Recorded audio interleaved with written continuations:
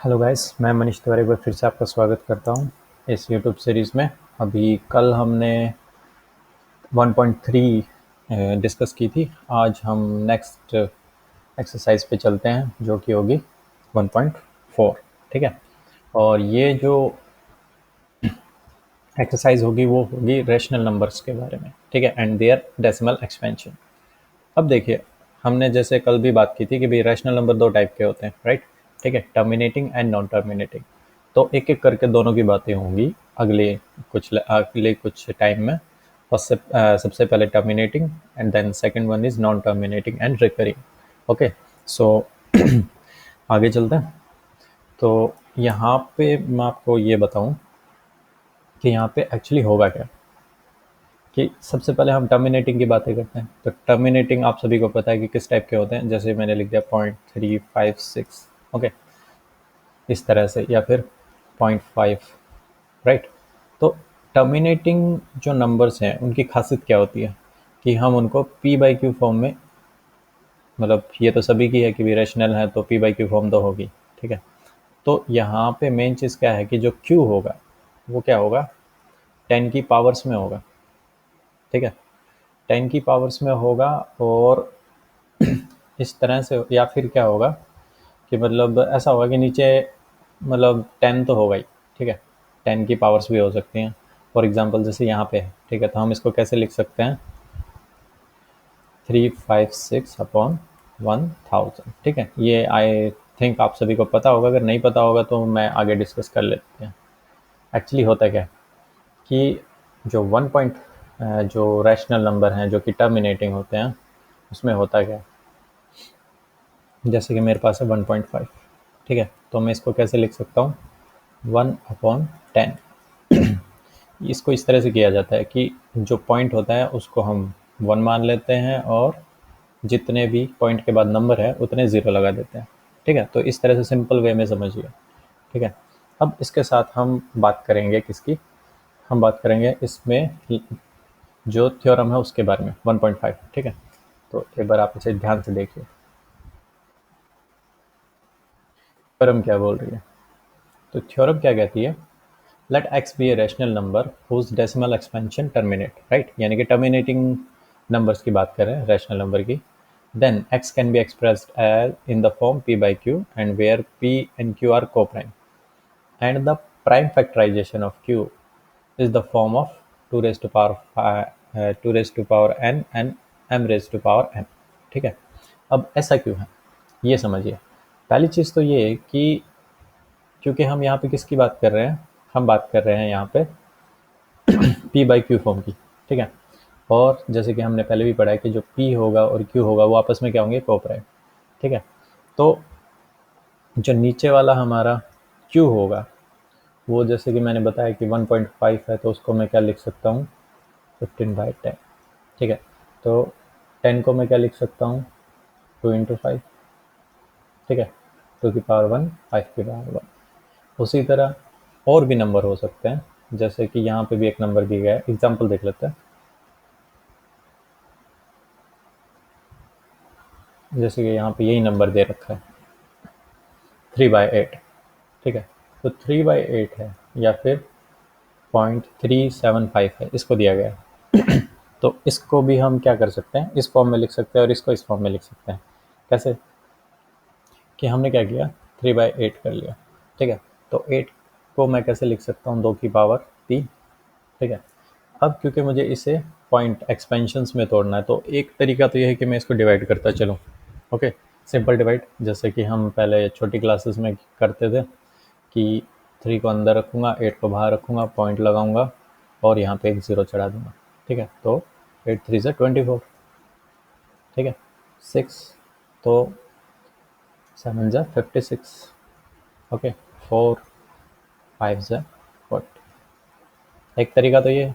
ठीक है, और दूसरा तरीका जो कि शॉर्टकट तरीका, वो क्या है कि थ्योरम क्या कहती है कि जो क्यू होगा वो किस फॉर्म का होगा, 2 की पावर n। ओके, एंड 5 की पावर n। ज़रूरी नहीं है दोनों सेम हो, अलग अलग हो सकती है, इसीलिए n और m दो दिए गए हैं। ठीक है, जैसे यहाँ पे 2 की पावर 3 है। ठीक है, तो मैं क्या कर सकता हूँ अब इसका, अब मैं यहाँ पे एक चीज़ तो ये करना होगा कि भाई फाइव की पावर भी 3 कर दूँ, ठीक है। सबसे सिंपल तो यही रहेगा, और उसी से मल्टीप्लाई कर दो, ठीक है। तो नीचे क्या आ जाएगा, 10 की पावर 3, ठीक है, और ऊपर कितना आ जाएगा 375, और इसको फिर वही चीज़ कि हम वहाँ पॉइंट लगा देंगे, 375 लिख देंगे, ठीक है। जस्ट अपोजिट कर दिया, ओके। उसी तरह यहाँ पे 13/125, अब 13/125 को मैं कैसे लिख सकता हूँ, 125 को मैं लिख सकता हूँ 5⁻3, ठीक है। इसको अब मैं दोबारा मतलब पॉइंट में लाना चाहता हूँ, तो मुझे क्या करना पड़ेगा, नीचे 10 करने पड़ेंगे, राइट, मतलब इस फॉर्म में लेके आना पड़ेगा। तो नीचे कम से कम 2 की पावर 3 तो रखनी पड़ेगी, ठीक है। उसी तरह ऊपर 2 की पावर 3 से मल्टीप्लाई कर देंगे, नीचे डिवाइड कर देंगे, ठीक है। ऊपर नीचे मतलब मल्टीप्लाई और डिवाइड कर दिया, तो कोई फ़र्क नहीं पड़ेगा हमारे आंसर पे, ठीक है। तो इस तरह से हम इसको क्या बना सकते हैं, 2 दूनी 4 दूनी 8, और 13 एट जा 104, एंड नीचे 1000, it will become 0.104, okay, understand. तो ये इसके बारे में। अभी हम आगे देखते हैं कि आगे हमारे पास कौन सी थ्योरम। तो 1 पॉइंट थ्योरम याद रहेगी कि 1.5 थ्योरम क्या कहती है कि P/Q है और टर्मिनेटिंग है, ठीक है। तो जो Q होगा वो किस फॉर्म का होगा, 2 की पावर n, 5 की पावर n, ओके। इस तरह से आप समझिए। अब जैसे यहाँ पे है, नेक्स्ट जो हमारी थ्योरम है 1.6, उसकी बात करते हैं, ठीक है। 1.6 क्या बोलती है थ्योरम, 1.6 थ्योरम बोलती है कि भाई अगर हमारे पास कोई रैशनल नंबर है, ठीक है, और उसका Q अगर इस फॉर्म का है, तो हमारा जो X होगा वो कैसा होगा, टर्मिनेटिंग, ठीक है। अब आप कहेंगे ये तो पीछे वाला जैसे ही है, नहीं, पीछे वाले जैसा नहीं है, ये इसका उल्टा है, ठीक है। कैसे, पहले वाला क्या बोलता है कि अगर वो टर्मिनेटिंग है तो उसका Q इस फॉर्म का होगा, और ये क्या बोलता है, अगर ये है तो नंबर कैसा होगा, टर्मिनेटिंग होगा, ठीक है। इस चीज़ को आप समझ के रखिए, ओके। और इसे आप अपने वर्ड्स में भी लिख सकते हैं, और मैं चाहूँगा कि आप लिखें भी, ठीक है, क्योंकि अगर लिखेंगे तो ज़्यादा बेटर रहेगा, ठीक है। चलिए एक बार लिख लेते हैं थोड़ा सा, क्योंकि इम्पोर्टेंट है, ओके। कि let x is of form P/Q such that Q is of form 2n and 5m, then x must be terminate in its expansion, ठीक है। तो जब हम इसको एक्सपेंड करेंगे, यानी p को q से डिवाइड करेंगे, तो वो एक्सपेंड होके क्या हो जाएगा, टर्मिनेट हो जाएगा, राइट, ठीक है। इस चीज़ को समझिए और इस चीज़ को ध्यान भी रखिए, क्योंकि आगे जो एक्सरसाइज है उसके अंदर इसी चीज़ का यूज़ करना है, मतलब सिंपल देखना है और बताना है, ठीक है। सिर्फ देखने भर से पता चल जाएगा कि आंसर क्या होगा, ओके। तो एक बार आप इसे उतार लीजिए, फिर अपन आगे बढ़ते हैं, ओके देन, ठीक है। यहाँ पे वही चीज़ें बता रखी हैं सिंपल तरीके से, ठीक है। अब हम बात करते हैं थ्योरम 1.7 की, ठीक है। थोड़ा सा मैं बड़ा कर देता हूँ इसको, तो आप देख पा रहे होंगे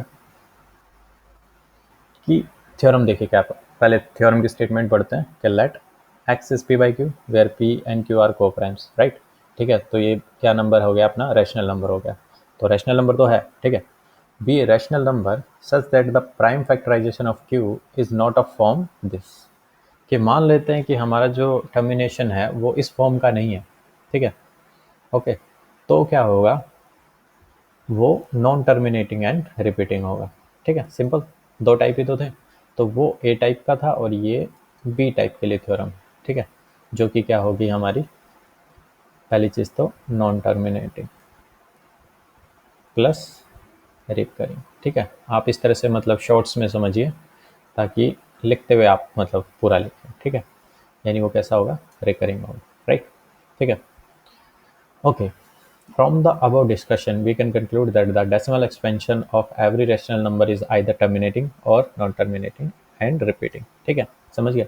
तो जो terminating के लिए है वो कौन सी थ्योरम है, 1.5 एंड 1.6। ठीक है, वो तो क्या बोलते हैं कि हमारा जो Q होगा वो किस फॉर्म का होगा, 2 की पावर n और 5 की पावर n। ठीक है, और नॉन टर्मिनेटिंग रिपीटिंग क्या होगा, वो इस टाइप का नहीं होगा, सिंपल। ठीक है, उसके अलावा कुछ भी हो सकता है। ओके, ये समझ में आया। अब हम क्वेश्चन करते हैं। तो क्वेश्चन क्या कहता है कि विदाउट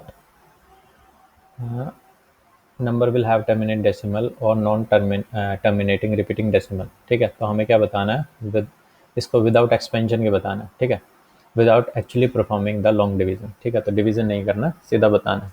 ओके, तो बता सकते हैं, कैसे बताएंगे। जैसे हमने यही ले लिया। ठीक है, तो इस केस में क्या होगा कि हम मतलब आप ऐसा नहीं है, इसको डिवाइड कर सकते हैं 1 2 3 5, इसको हम क्या कर लेते हैं 5 से डिवाइड करके देखते हैं। ठीक है, 6 2 5 ठीक है, तो ये again 5 1 2 5, again 5 1 2 5 and sorry 5 and 5। Okay, तो 1 2 3 4 5, राइट। यानी कि जो नीचे वाला एक्सप्रेशन है मैं उसको क्या लिख सकता हूँ, 5 रेज टू पावर 5, राइट। ठीक है, अब ये यहाँ पे इस तरह से है, तो मैं इसमें सिंपल क्या करूँगा, 2 रेज टू पावर 5, और ऊपर भी क्या कर दूंगा 2, ये यहाँ पे मल्टीप्लाई। ठीक है, और ऊपर भी क्या कर दूंगा, मल्टीप्लाई कर दूंगा 2 रेज टू पावर 5 से। ठीक है, तो मल्टीप्लाई करेंगे तो 2 दूनी 4 दूनी 8 दूनी 16 दूनी 32, तो 32 गुना 13, 13 दूनी 26 और 39 40 41। ठीक है, तो 410 अपॉन 10 रेज टू पावर 5, समझ रहे हैं। ठीक है, तो एक्सपेंशन क्या होगा, 0.00416। तो ये आंसर होगा, इसका मतलब ये कैसा हुआ, टर्मिनेटिंग, राइट।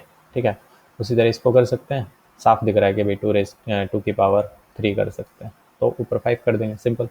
ठीक है, यहाँ पे करके देखते हैं। तो यहाँ पे 4 5 5 है। ठीक है, तो 5 9 5 1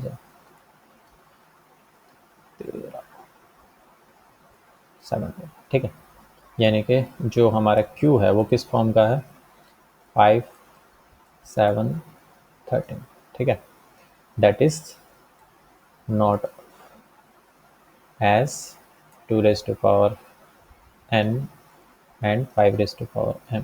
देयरफॉर ये वाला जो नंबर होगा वो कैसा होगा, irrational, sorry sorry sorry sorry, ये वाला कैसा होगा, रिपीटिंग होगा। ठीक है, ओके। उसी तरह अब यहाँ पे इस वाले नंबर को कैसे कर सकते हैं, सिंपल है, 2 की पावर में तोड़ सकते हैं। ठीक है, तो 2 दूनी 4 दूनी 8 दूनी 16, यानी कि 4 इंटू 5,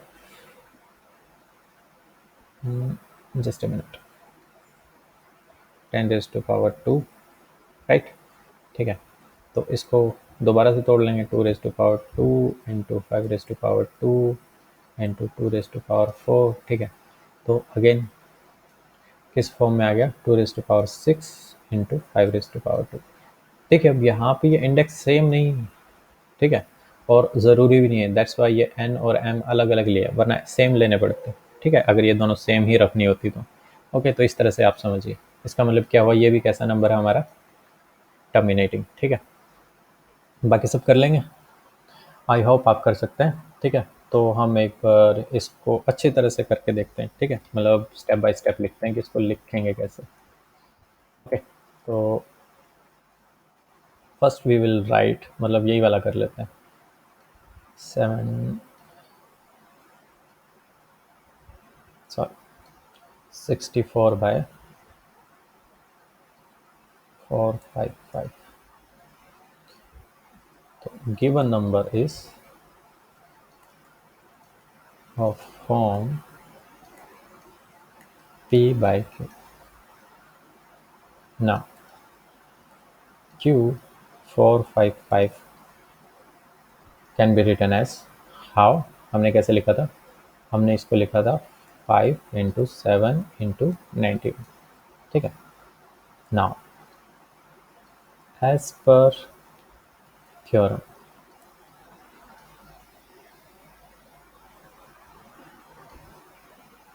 if Q is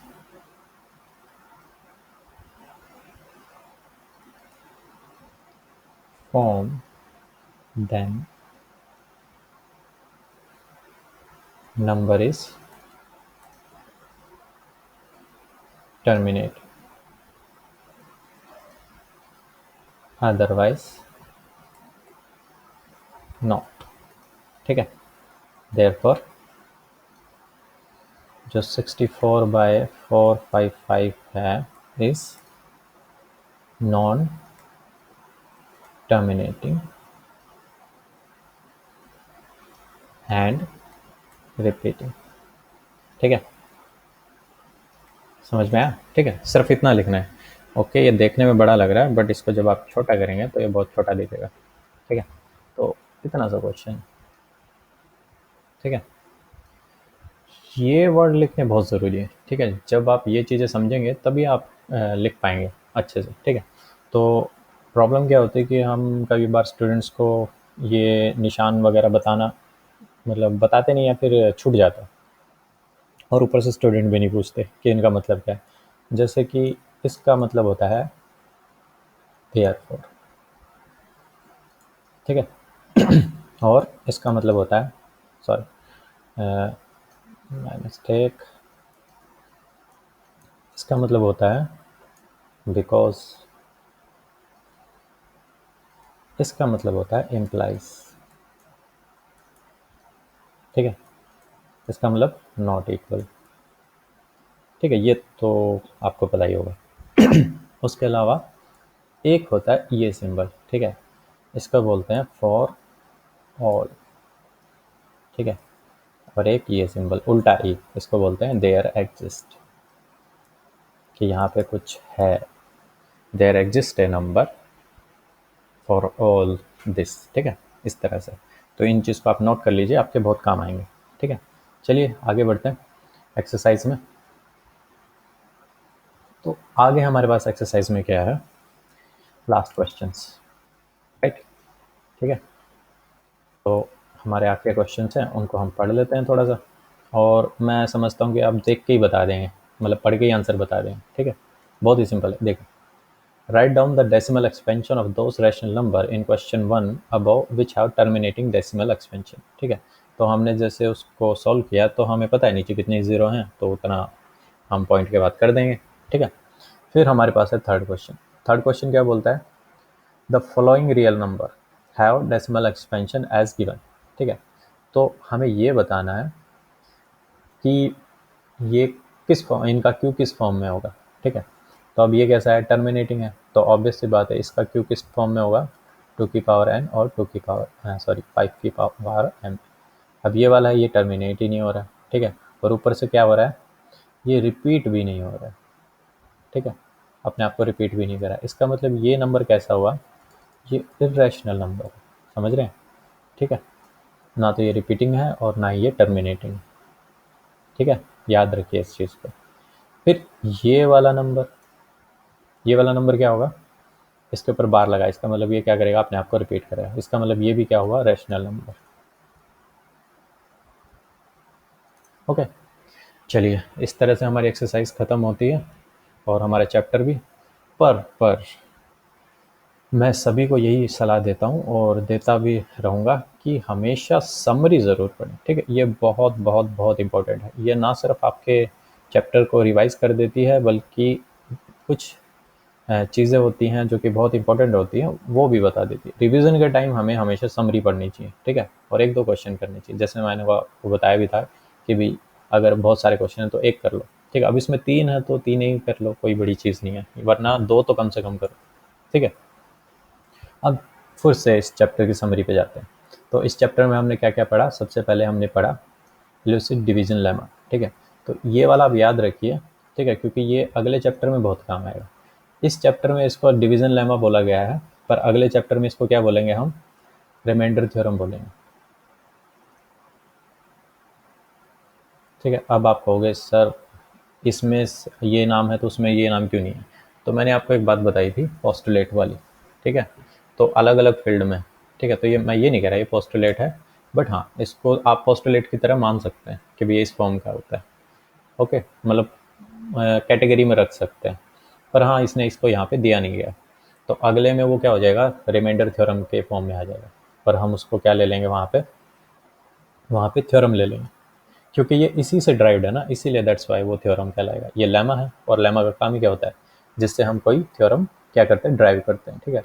तो ये लेमा ड्राइव हुआ था और इससे रिमाइंडर थ्योरम ड्राइव हुई, सॉरी मतलब ये लेमा था और यहाँ पे रिमाइंडर थ्योरम ड्राइव हो गई, ठीक है, पॉलिनोमियल में, नेक्स्ट चैप्टर पे, ठीक है। फिर इल्यूसिव डिवीजन लेमा में हमें क्या करना था एचसीएफ निकालने के लिए? जैसे कि हमें याद है कि हम किसको ए को B Q plus R form में तोड़ लेंगे, फिर उसके बाद हम क्या करेंगे, इसके ऊपर जो हमारा बी आएगा, सॉरी जो हमारा हाँ ये रिमाइंडर आएगा उसको साथ लेके फिर हम क्यू को उस फॉर्म में लिखेंगे, ठीक है, अगेन डिवीजन लेमा लगा के उसके ऊपर, ठीक है। तो इस तरह से लिखते रहेंगे और लास्ट में जो अगर रिमाइंडर जिससे 0 आएगा वही हमारा क्या होगा? एचसीएफ होगा, ठीक है। फिर हमने क्या पढ़ी थी? Fundamental theorem of arithmetic. तो वो क्या बोलती है? जो फैक्टराइजेशन होता है वो कैसा होता है? यूनिक होता है, ठीक है, किसी भी नंबर का, ठीक है, कोई भी पॉजिटिव इंटीजर, उसका जो फैक्टराइजेशन होता है वो कैसा होता है? हमेशा यूनिक होता है, ठीक है। फिर उसके बाद हमने क्या पढ़ी? ये वाली थ्योरम कि अगर कोई नंबर है प्राइम नंबर जो कि ए स्क्वायर को डिवाइड करता है तो वो क्या करेगा? ए को भी डिवाइड करेगा, ठीक है, प्राइम नंबर पी। उसके बाद हमारे पास क्या है? To prove that √2 and √3 are irrational, ठीक है, हमने ये प्रूव किया। फिर उसके बाद हमने कौन सी थ्योरम पढ़ी? कि टर्मिनेटिंग वाली, ठीक है, ये जो टर्मिनेटिंग रैशनल नंबर होते हैं उसकी p बाई क्यू फॉर्म, ठीक है, और उसका Q form 2⁻n and 5 n, ठीक है। और फिर उसका उल्टा पड़ा, ठीक है, कि भी वो रैशनल नंबर होगा such that prime factorization Q is of form this, ठीक है। और क्या होगा? m और n क्या होंगे? नॉन नेगेटिव, ठीक है। ये भी क्या होनी चाहिए? पॉजिटिव पावर ही होनी चाहिए, नेगेटिव में होनी चाहिए नहीं होनी चाहिए, ठीक है। That means x has decimal expansion which terminates, ठीक है, जो कि टर्मिनेट हो जाएगा, ओके। और फिर उसके बाद लास्ट में हमने क्या पढ़ा? लास्ट में हमने पढ़ा कि let x p by Q and q is not in of this form. इसका मतलब वो क्या होगा? नॉन टर्मिनेटिंग एंड रिपीटिंग होगा, ठीक है। तो एक बार फिर से हमने अपने चैप्टर को रिवाइज कर लिया और मैं चाहूँगा कि आप इसकी कंप्लीट एक्सरसाइज करें, और कुछ समझ में नहीं आया तो आप मुझे कमेंट में लिख सकते हैं, ठीक है। अगर आपको लगे कि मतलब ये चीज़ समझ में नहीं आया या फिर कुछ छूट गया तो आप मुझे डिस्कशन के लिए भी नीचे कमेंट कर सकते हैं, ठीक है। मैं कोशिश करूँगा कि हर कमेंट को पढूँ और हर कमेंट का आंसर भी करूँ। अभी तो फ़िलहाल मतलब कुछ ही लोग हैं, तो मैं चाहूँगा कि आप सभी पढ़ें और नीचे लिखें, ठीक है, जो भी आपके क्वेश्चंस क्वेरीज हैं, ओके। तो मिलते हैं अगले चैप्टर में, तब तक के लिए आप अपना ध्यान रखिए, बाय बाय।